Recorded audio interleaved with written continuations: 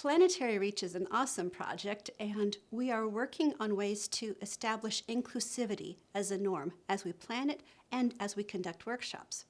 In workshops, our participants don't know each other. They're coming from different locations, different fields, different perspectives.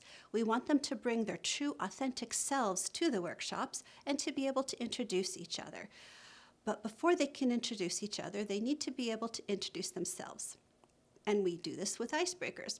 So one of the icebreakers we've been using is called Red Mars. We start off with the planet like Mars, and Mars is very cold, and so we're tossing it around, and I would say my name, Christine Shupla, my pronouns, she, her, and where I'm from, the Lunar and Planetary Institute. I might also share a favorite food or a superpower, something else. And then I pass it to the next person and invite them to do the same. And they keep repeating this. And then after everyone's had a chance to introduce themselves at least once, we practice our names by throwing around other planets, like a giant Jupiter or spinning Saturn, or maybe even little Pluto, and getting each other's attentions by using their names and practicing it.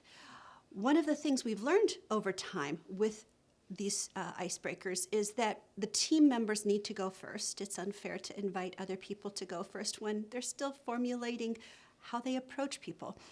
We also need to say our names instead of having other people introduce us.